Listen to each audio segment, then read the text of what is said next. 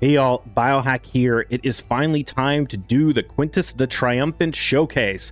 I'm not gonna lie, this is like the third time I've recorded this video, and every time I've made it, I've gone and tested him in new pieces of content and found that he's actually really good there as well. And when I started adding all those to the video, it just became way too long. So we're gonna divide this into two sections. This video is gonna be focused on Quintus for PvE content. He's a very good champion in PvE, and I'm gonna talk about some of the best ways that I've found to use him. And then we're going to do a follow-up video later where we talk about how to use him effectively in PvP with mostly a focus on using him in live arena. So if you don't know, Quintus is a champion you get for hitting 4,000 points in live arena. He's a free champion, which puts you about in the top like 500, 600 players in live arena right now. But every day it gets a little bit easier to get into Gold 3, so more and more of you are going to be picking him up in the future. He's a great champion in PvP, but a lot of people have massively underestimated this champion. If we look at the reviews, basically all the Krakens that picked him up in the beginning completely review bombed him, just gave him terrible reviews everywhere. And the more I've used this champion, I've just realized that this is just so wrong. He is so underrated by the Krakens. He's just so good. So what we're going to do is first we're going to go over his kit, and we're going to go through it through a PvE lens, and then I'm going to talk about the different ways I've found to use him in PvE content and where I think he can actually be really strong. Okay, first things first, let's go over his kit and talk about how the different parts of it and how they're useful in PvE content. So first things first, his A1, it attacks one enemy, places an extra hit if the target has no buffs. If this attack is critical, repeats the attack once. This means that if you're hitting a target with no buffs, you're going to get a 4-hitter on the A1, and the multipliers on this are actually really strong. If you have him fully booked out and everything running, you're looking at over a 9.5 multiplier on the A1 ability. If you don't know, that is absolutely insane. This is probably the hardest hitting A1 ability in the game. I'm not sure. I can't think of a single other champion that can actually beat the multipliers on Quintus. His A1 is absolutely nuts, and I've regularly had it hit for over 1 million damage on a decapitated head in Hydra. Which, for context, if you hit the decapitated head with a Krizia and do a 10% max HP hit, doesn't even come close to the amount of damage that Quintus does with his A1. So you're going to see that when we showcase him in Hydra. His A2 ability, it's got this massive component that's only relevant for PvP, where it ignores the passives of enemies. I'm going to talk about that a lot in the section on PvP, or the next video on PvP. But what's relevant for the PvE content is this part. It attacks one enemy, it removes all buffs, then places a decreased defense debuff on the target for 2 turns before attacking, and these cannot be resisted or blocked. This means he is a void champion that has no affinity issues that can place a guaranteed decreased defense on your boss target. Depending on the types of teams you're running for different content, this can be very strong. Unresistible decreased defense is really nice to have for making consistent teams for things like Phantom Shogun or Iron Twins, or any kind of stuff where you want to make like a really fast team that just nukes the boss down. A lot of times if you bring in a champion like a Riho Bone Spear or something, like, yeah, they're bringing the decreased defense and the weaken, but if they get that 3% resist, the run is going to fail. So Quintus can be very good for bringing in that guaranteed decreased defense. The other nice thing about this is Hydra. Because it removes all the buffs and then places a decreased defense before it attacks, this means there's no such thing as a weak hit on this buff strip part.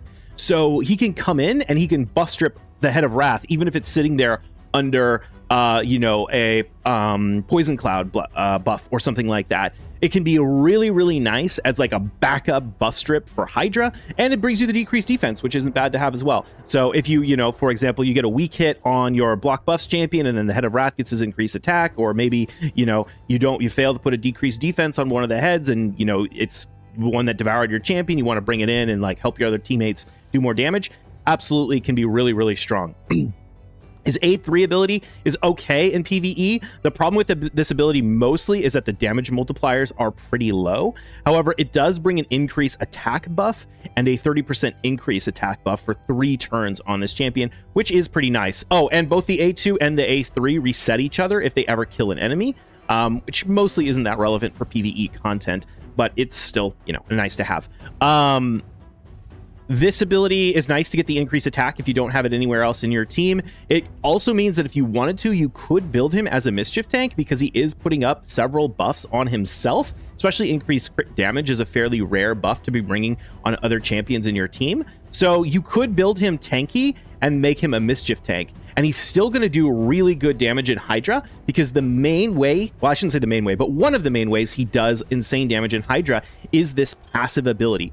Each of this champion skills deals an additional 10 pure damage, the amount of the pure damage equal to 10% of the target's max HP for each buff on them. Additional pure damage will ignore shields. So most bosses in the game have their damage capped at 10% of their max HP, so you can't hit more than that with these sort of max HP hitting abilities. But what this means is that every single one of his abilities is going to do a max HP hit on any enemy that has buffs in PvE content, which can actually be absolutely insane. For example, things that count as buffs will be like the increased attack buff in Dragon 10, right? Dragon Hard, or any of the Dragon Hard modes, puts up an increased attack buff. That will trigger his passive, meaning he's going to hit for 10% max HP hits every time he uses his ability. Things like the Poison Cloud buff also trigger this ability, which is really, really nice. And that's one of the main things that he brings to Hydra, is he brings a lot of RNG protection, because we talked about how you can strip debuffs without hitting them. So for example, he'll always have this option to remove the increased attack from the Head of Wrath, which is probably the most important debuff to remove in the game. The other thing is if the Poison Cloud goes up and you don't have block debuffs, and then one of your champion gets devoured, you might be in a really bad spot if you don't have Quintus on your team. But because this ability is not a crit, it's just a passive, it always does this. Even if you weak hit the target, it's still going to hit for 10% of their max HP, which means actually the Poison Cloud buff out on the enemies makes Quintus just deal insane amount of damage, because every single one of his abilities is doing 10% max HP hits every time, and you don't need crit damage or anything. You don't need any damage stats to make that happen. So you, like I said, you could absolutely build him as a tank.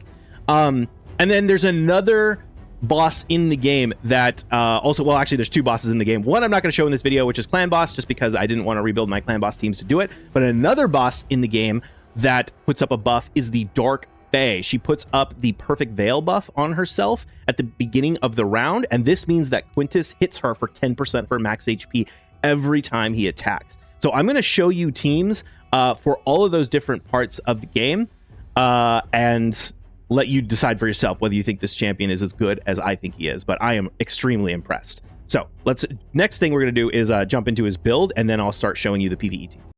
Okay, so the main thing I use Quintus for is Live Arena, although now that I've started making this video and testing him and all these other pieces of content in the game, I've started to really value him in PvE, and I'm going to use him in some of my teams basically permanently now. But moral of the story is I have him built full-on damage mode. So he's in lethal and crit damage.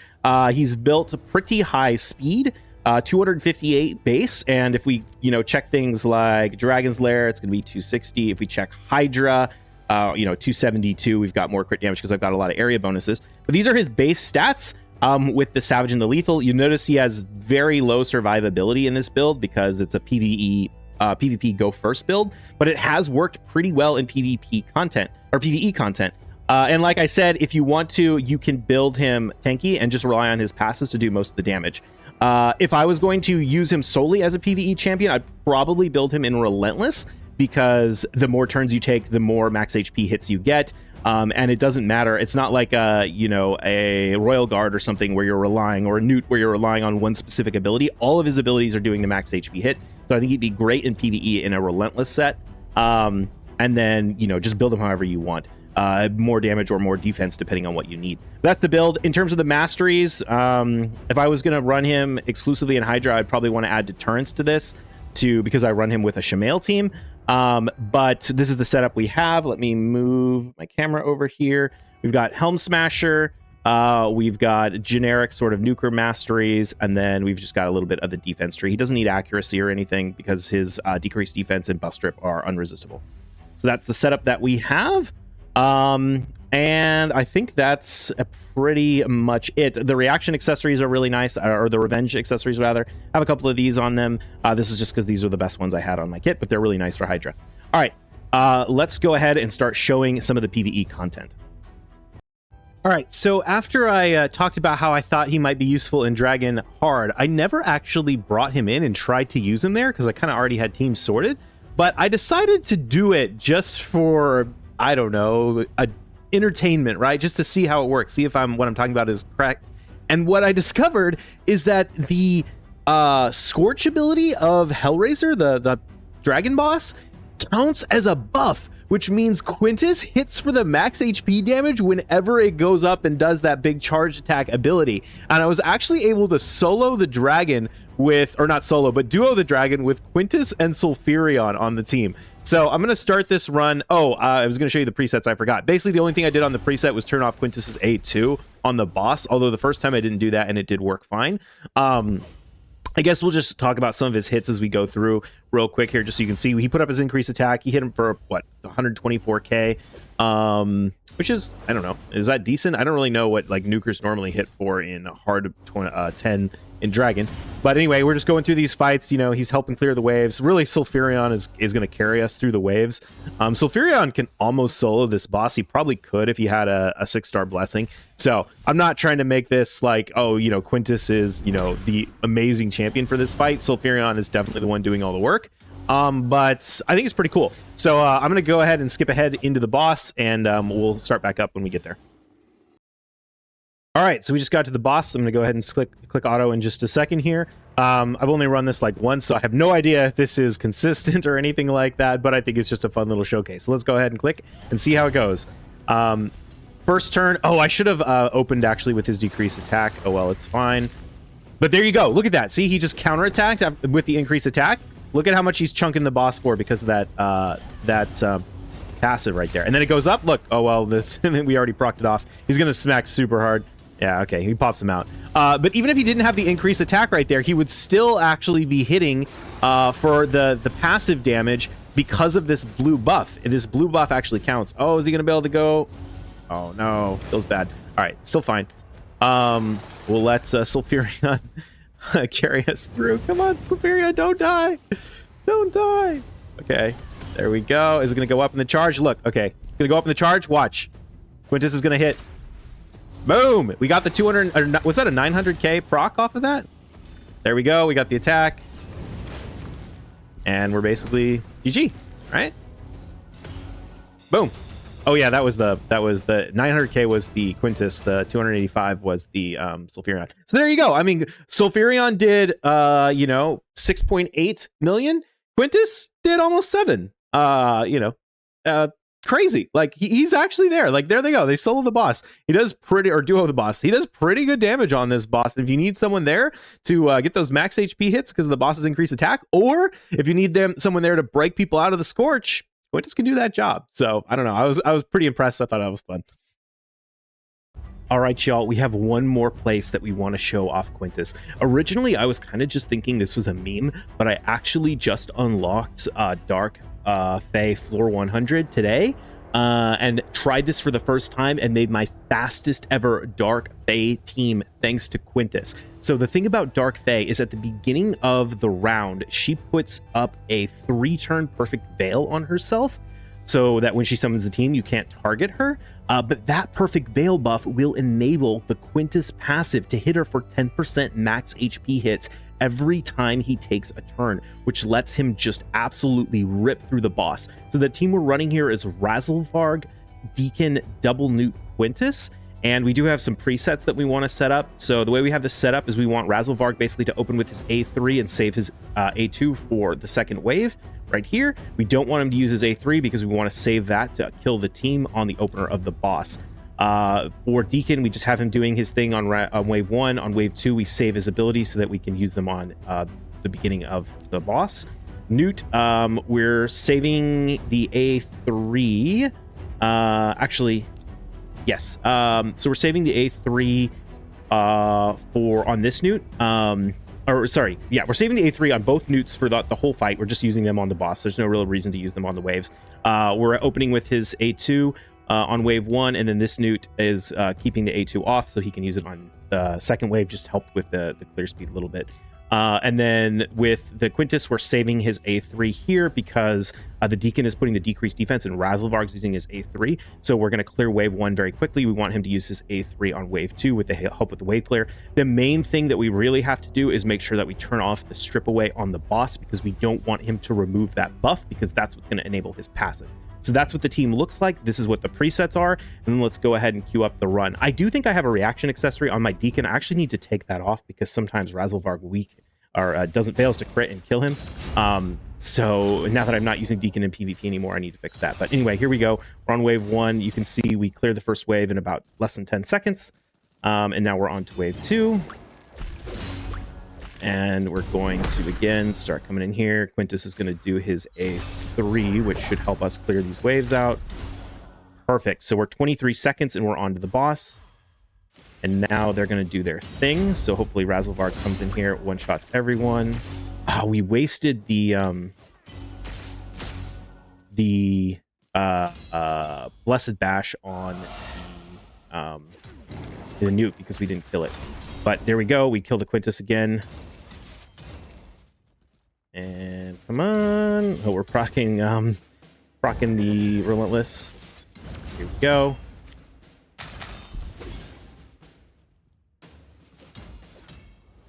Got the passive again from the Quintus right there. And you can see the Newts are just pushing back the turn meter. This Newt's going to go again. Got the smite buff up if it's even going to take another turn. There we go. Another Quintus passive. Okay, we got that. We got Quintus passive again. And boom, 16-second run. The one I did a minute ago was a 1-minute run because we killed everyone on the first hit. We didn't leave anyone alive. So yeah, super quick. This is my fastest runs, and this seems like really consistent so far. It hasn't really been failing. I think it might have a chance of failing when the fears go up if they proc on everyone, but as long as a couple people can get off and kill the Quintus, it should be great. So yeah, there we go. He's actually really strong in a number of these PvE content places. Really happy with this. This is going to be my new Dark Fate permanent farm team from now on, with, about minute-long runs, which is crazy. That's awesome. All right. I hope you enjoyed that. Check out the next one. All right, so this is the first time I'm actually going to run this team with this particular setup here, but I'm going to show you what we got. So this is my old Nightmare Hydra team. However, I used to run Newt in the lead, and then a second Newt as the other DPS, and then we would sort of run double Newt with one of them being boosted by Shemael and Lydia to deal with just get a ton of turn meter boost from the Head of Torment. And because they're sort of single target, we can kind of focus the other heads and not hit Head of Torment to keep it up as long as possible and just serve as a massive turn meter engine behind this team. This is the same idea, except we're bringing in Quintus instead of a Newt. I originally tested this out yesterday with the Newt in the lead instead of the Quintus, but honestly, the Quintus was doing so much more damage than the Newt. Well, he was doing almost the equivalent amount of damage despite not being turn meter boosted. That made me think that actually Quintus might be the better champion in the lead. So we're going to test this out. I've never run this before. We'll just see how it goes. But in terms of, I kind of mentioned some of the things that Quintus brings to the team. It's all about that passive for Hydra, really. Well, it's about the passive and the buff strip, and hitting champions with buffs up. So even though oftentimes you bring in block buffs champions to the team, it still ends up being the case that a lot of buffs end up going up. Like, for example, the Head of Wrath. The Head of Wrath, when you proc his 15% passive, he gets that little Griffin buff thing. And that goes up even if there's block buffs on him. And it's basically, it doesn't really do anything, but it just kind of serves as like a counter for a turn before it resets, for him to start, getting his hit counter back up before he does his passive ability thing. And that counts as a buff. So Quintus will actually counter that. In fact, he's an amazing champion for dealing with the Head of Wrath for that reason. But the other thing we have going on in this team is you'll notice that I don't really bring a lot of debuff or block buffs on the team. We only really have one, which is the Lydia A3 here. But we kind of deal with the rest of it in other ways. So for example, Michinaki has his buff strip, which can deal with things like the increased attack on the Head of Wrath. If we don't get the block buffs from Lydia up on there, that's usually who we prioritize. You can also buff strip the things like the reflect damage buff that goes up on the Head of Suffering and stuff like that. In terms of the Poison Cloud, One of the reasons we don't need block buffs on everyone is because we bring in Sulfurion. Sulfurion has this ability right here, which places an HP burn on all the targets, but it doesn't hit them. It just places them. So it means it can go up through the poison cloud, and then once you have HP burn on the poison cloud, it nullifies its effect. So that pairs really, really well with Quintus, because the poison cloud buff counts as a buff for his passive, but it basically is doing nothing once Sulfurion has neutralized it. So it's just turning Quintus into an absolute monster of a damage dealer. So that's the idea behind this team. Well, I guess we can go through the presets. I mean, Newt, we just turn off his A2 because he's in Reflex. So we want to get as many Blessed Bashes as possible. Sulfurion has no presets. Michinaki, we prioritize the Hex because we are doing single target damage mostly with Quintus and Newt, although Quintus can kind of do AoE damage with his A3 if there's buffs on the target. Lydia has no passives. I mean, it doesn't really matter what the presets are because I mostly play this fight on manual. That's the truth. But we do turn it off just in case I feel like pressing auto at the end. All right, that's pretty much the fight. I do want, you'll notice I have the only provoke I have on this team is Michinaki in a provoke set.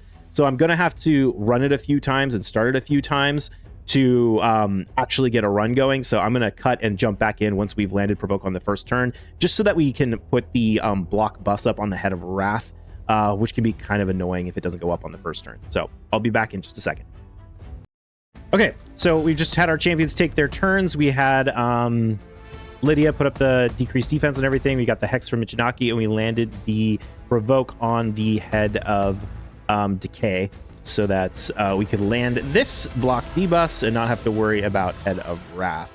But now we're just into the fight, and we'll let this run a few things just so I can show off some stuff, and then I'll probably... I'm torn between whether I'm going to record all this and then show you it in accelerated mode, but it might be like really, really long, so I might just jump in and out as we have like different highlights as I play this fight on manual for the Hydra Clash. So right now I'm going to try and just keep hitting the Head of Decay, see if we can get Michinaki to come in and land some provokes, which he does. Excellent. Okay, so here we go. We just had the Poison Cloud go up. Notice we've got the HP burn, not that it matters because his passive will hit through the Poison Cloud regardless, but we're going to go ahead and use the Quintus A3, hit 2.6 million damage so far. Boom! We hit 2 million, over 2 million with that. Thanks to these 3 heads. In fact, if I blocked the buffs on the Head of Wrath because I didn't want to deal with the Reflect, which we're going to get in just a second. But now we can basically see like Quintus is going to be hitting max HP hits on all of these champions every time he takes a turn. So we'll let Head of Wrath do his thing. Look at, okay, Head of Wrath's got a buff too. Boom! Hit Head of Wrath for a max HP hit right there because of that buff. And this is how Quintus does his job. It's like these buffs just end up on these champions all the time. Even if you have block buffs, you'd still end up getting this here, because I have block buffs on this Head of Wrath right now, and there you go. You can still see it. So this Quintus build is a little squishy for this level of content, but honestly, I think it's fine. If he gets any... Oh, this can be an issue. We definitely don't want to hit into the Head of Suffering because his passive will kill him. If he dies, it's not really a big deal. There we go. Crunching the Head of Wrath. Oh, do I have the Michinaki buff strip? One thing that's really nice... I don't. One thing that's really nice is these... We just lost Quintus, but that's fine. We're just going to revive him with... It's actually kind of nice if he dies periodically with Sulfurion on the team, because Sulfurion generates an extra turn from reviving champions. Like his revive ability gives extra turns, so it doesn't matter in this case, but sometimes it can actually help by resetting the cooldown on his A2 ability, which is like the main thing. So there we go. We'll just bring him back up. So it's honestly fine if he dies pretty often. What I wanted to say is, you know what? Let's do this. The max HP hits are not diminished by this ally protection. It's still going to hit for the full damage, and then it also transfers the damage over to the Head of Suffering. So if I could buff strip this increase or this reflect, we could use the Quintus A3 and actually do a ton of damage. I know Michinaki's going to do it in 1 second, so why don't I show you the A1 on the head, on the decapitated heads. Note, we don't have the... Actually, you know what? I'm not going to do that. I'm going to hit the Head of Head of Blight right here because he's just to show you that it's still going to hit for the 10% and also deal a bunch of damage to the Head of Suffering. So let's check that out. Look, we hit the Head of Suffering for 360k there. It did both damage on both, or it did the damage on both of these, right? Because of it hit the passive and it hit the 10% from the sharing, but because and then it hit the Head of Suffering as well. So that's pretty cool.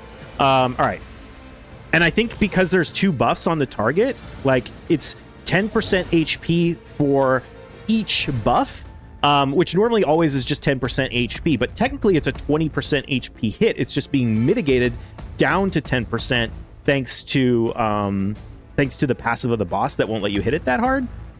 But when it's hitting that 20%, it means that even if it's cutting it in half, it's still putting the damage over to the Head of Suffering. So anyway, just more stuff to note. Let's go ahead and block the buffs on the Head of Wrath. Let's see. I just want to show you one more thing before we just sort of like cut out the exciting moments. I want to show you the A1 on the head of on the decapitated head right here, and partly why I think Quintus is actually better than some of these max HP hitters like Acrisia. I mean, I wouldn't say he's better than Acrisia, but like one of the things he does is for these decapitated heads, he hits them a lot harder than the max HP hitters do, because the max HP hits are capped at like 10%. And if we look at this, we got, well, that was about 400,000. So that wasn't amazing, but it's not bad for sure. He didn't have an increased attack there. So imagine each one like hitting about 600,000 instead. I guess it depends on how much defense the head has too. But you see his A1. I mean, you know, not bad. I'm going to see, let's see, what's the squishiest head in here? Is it the Head of Wrath that has the least defense? Actually, I should probably hit the Capitated Head, just bring in the Mishinaki. Let's see, do we have any buffs up? Honestly, it might not be a bad idea to just trigger the passive on the Head of Wrath, as that can help us deal a lot of damage, especially with these champions that don't hit super hard. Okay, we got Head of Wrath passive. I really want the head of, what's it called? Head of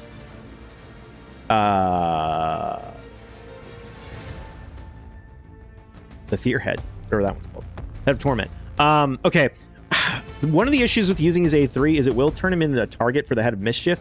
I want to put the Head of Mischief, the block buffs on the Head of Mischief, so I can start doing that. I'm not going to do it this round. I'm just going to hit the Head of Wrath. What I wanted to point out is that this buff here, like the respawn buff, actually also counts a buff for the Quintus passive. It still gets mitigated, but it does mean that he hits these heads right after they respawn for like 70, 80k oftentimes. So let's just go ahead and use the A1. You see we've got double hitter there. It didn't quad hit because of the buff on them, but still did the passive. And all right, let's see. Let's just try. I want to hit the Head of Wrath with the A1. We're gonna hit this guy.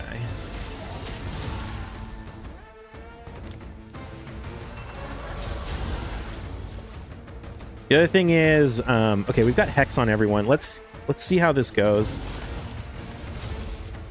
Actually, okay, we've got a couple of buffs on the Head of Mischief here, so I'm going to go ahead and use the A3 because then he's not going to steal it anyway. We're going to see a pretty nice smack on this. There we go, 240k.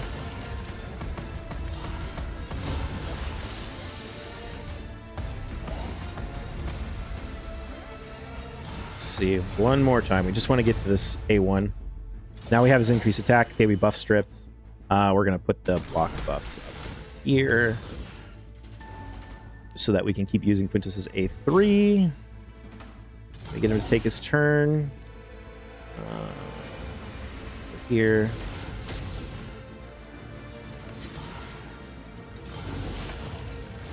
Oh, he stole the buffs. Bummer.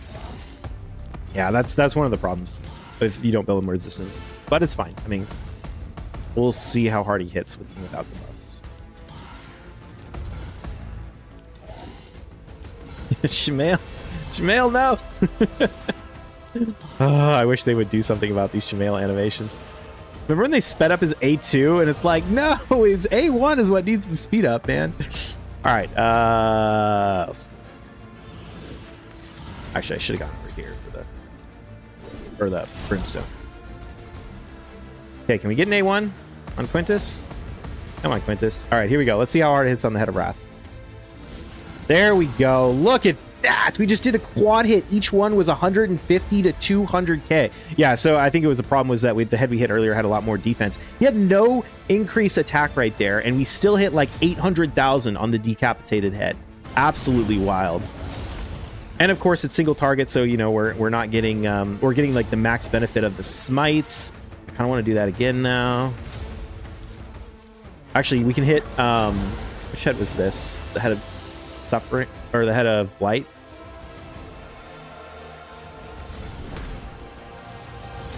Let's try the head of blight, see how this goes. There we go. Another like full set of 150 to 200k. I didn't see what the damage started with and ended with, but that probably got multiplied by a factor of 3 plus this. So yeah, he's really smacking. He really smacks on these decapitated heads, and that's what I think actually makes him potentially better than some of the max HP damage dealers, because he's kind of bringing both. He's bringing a bunch of max HP hits, but then when the heads have decapitated him, he slaps them way harder than the max HP hitters do. So, all right, I'm going to run this fight for a while, and if I see anything cool, I'll jump in and show it to you. All right, we're back with our first champion has just been devoured. We're in a good spot where we've got the Head of Torment in the fight. We just had Head of Mischief respawn. So we don't have any buffs, and unfortunately, I was hoping that this was going to work exactly like the Scorch ability from the Dragon, where it would always proc the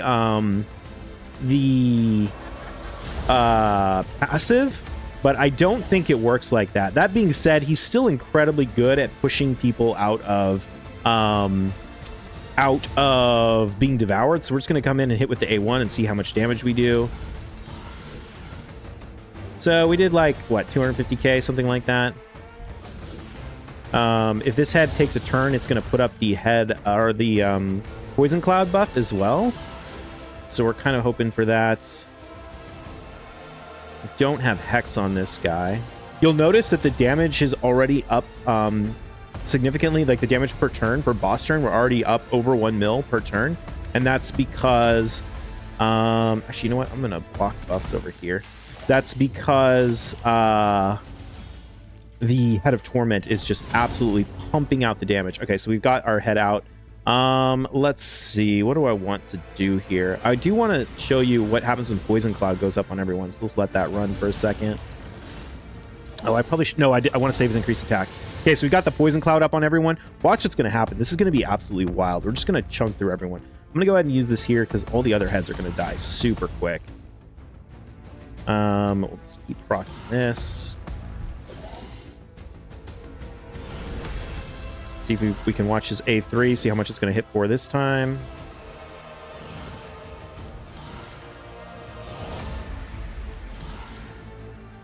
Okay, we're going to come in. Boom! What was that, like a mil something? Dealing decent damage over there. And then every time he takes a turn, and he's getting massively turn meter boosted, he's going to be doing those max HP hits. So I want to take out... Okay, oh, don't die, Quintus, don't die. I want to take out the Head of Blight, or the Head of Decay before it cleanses the team. Hopefully Quintus doesn't die. Come on, buddy. He's got that block healing. So we'll just come over here and hit this. Easy. Now here's like an actually interesting question. We can kind of test this.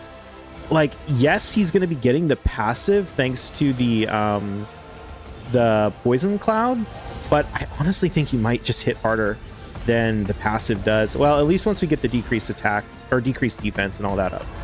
Let's go ahead and hit this. Okay, cool.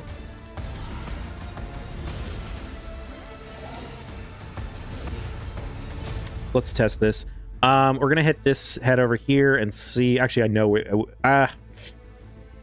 well, let's just do it just to showcase. But I honestly think you just target the decapitated heads instead of the ones with the buffs, because I think the A1's going to hit harder on those anyway. But we'll come over here. You know, we get what, 400,000, something like that.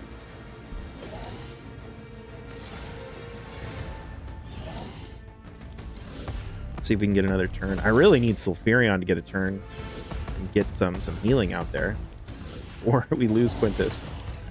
Okay, good. Let's go ahead and hit the decapitated head here and see how close it is. Got... Yeah, honestly, I think that was more damage. I'd have to check the actual numbers back in there, but okay, we lost Quintus. Again, not a problem. We're just going to revive him with the Sulfurion and get the extra turn. So it's honestly not even that much of a detriment. Other than we're not going to get turn meter boost, but Newt's going to get our turn meter boosting instead, so that's good.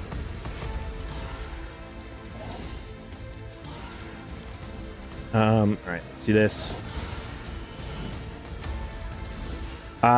You may, if you don't want him to die this much, like the guy has Sulfurion, so I'm not super worried about it, but if you don't want him to die this much, put him in an HP chest or something like this. Like you saw that his build is super squishy. Okay, we just lost the head of Torments. That's fine. Block buffs over here. All right, there we go. We got the revive. I think, is there anything else you want to see? Just see if we can hit this head one more time just to show you the damage. Let's take this out.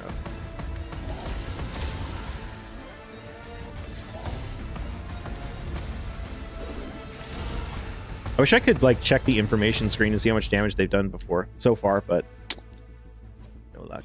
All right, let's get one more A1 off. Ah, we lost it. Bummer. All right, over here.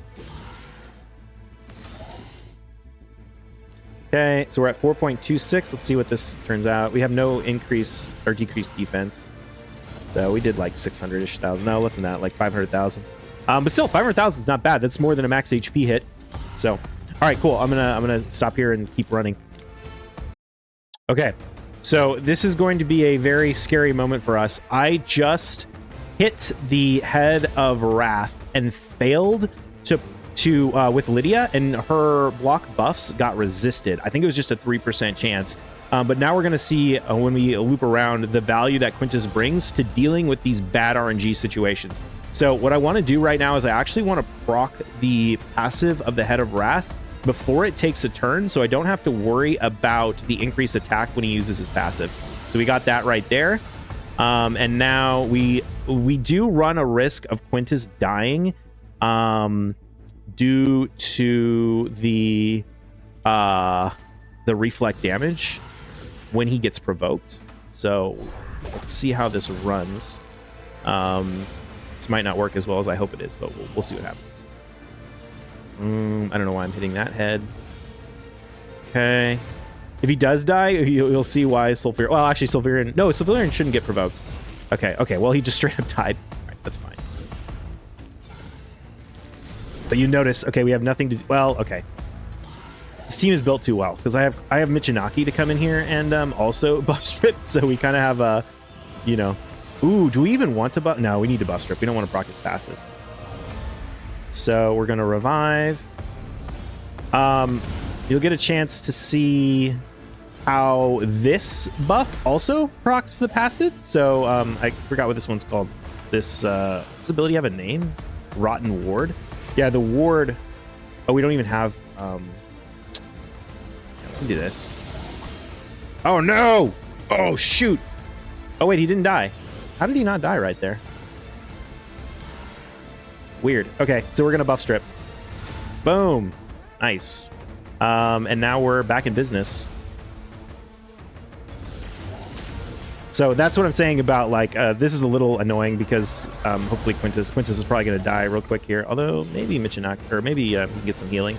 And we're going to have like a couple of turns before we can get around to resetting it. But yeah, there you see. You can see as he's an excellent backup option to just come in and just strip all those buffs off the Head of Wrath because our block buffs failed to go out. And if we can get him to take a few more turns, he's going to come in. Look, okay, Head of Wrath got that buff on the passive. We just absolutely erasing him. We're just taking him down so fast. Okay, we lost Quintus, but all right, I'm going to come back in a bit. All right, y'all. So our run just sort of came to an end. We just lost our Shamail due to a pretty unfortunate event. Basically what happened was we had the Head of Mischief come up and devour one of our champions, but we didn't end up getting Hex on it, which meant that I couldn't target it with my abilities. And then we had Head of Wrath come up and basically get his increased attack and proc his passive and one-shot us before we were able to get the block debuffs up. So it was just kind of unfortunate sort of timing in terms of everybody coming up, which, that's how Hydra goes. I definitely learned the hard way that Quintus needs more HP. I'm going to put him in an HP chest, and I think I'm going to run this again later at some point to use my actual key, because 100 million isn't terrible. But yeah, he was just dying all the time, a little too much for me. So we're going to change his build a little bit for that. But I think it's still worth it to check out his damage and see how he did. So we're going to go ahead and end this battle and see what the numbers look like.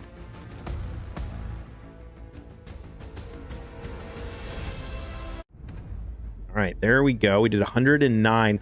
And look at that. There we go. We've got Quintus dealing 32.5 million damage, significantly more than our Newt. To be fair, he was getting turn meter boosted by the Shamail, but still, that's pretty nuts that he's doing more damage than Newt by a good margin, 8 million more damage.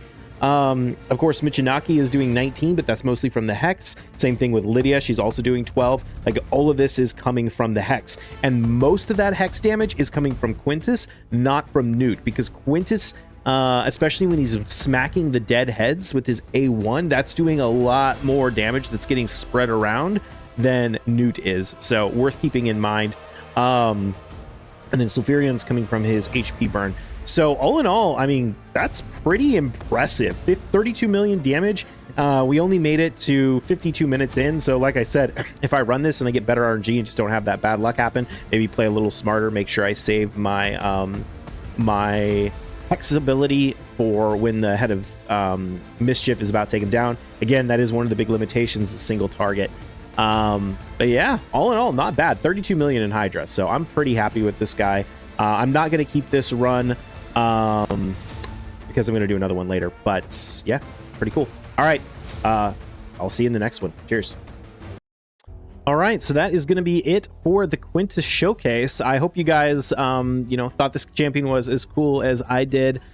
He definitely does not deserve these terrible reviews. I mean, you might, maybe he's not the absolute best Hydra champion in the game, but he is absolutely an excellent Hydra champion, as you just saw. I mean, keeping up with Newt, dealing more damage than Newt, significantly more damage than Newt. I don't have an Acrizia, so I'm not sure how she would compare, but I think especially if I make him a little tankier so that he isn't dying all the time, he'll do even more damage. And because he hits so much harder on the decapitated heads than the max HP damage dealers do, I think he could actually significantly outperform them in the long run. Although, I don't know, we'll have to see as more people get him and more people test him out. Overall, I mean, I didn't show you all the different PvE content in the game, so we're just gonna, go through. I would give him a 5 in Demon Lord. Again, Demon Lord has bosses all the time. I would give him a 5 in Hydra. Fire Knight, I mean, maybe a 4, because he's good in Fire Knight. He's got the 4 hitter, but he's probably not gonna make it into like hard 10 teams. Faction Wars, he's gonna be a 5, right? He's a great champion in Faction Wars. Campaign, he can easily do normal campaign in like 10 seconds or like brutal campaign, whatever. Nightmare, I couldn't get him to do it in the build that I have him in, but maybe in a different build he could.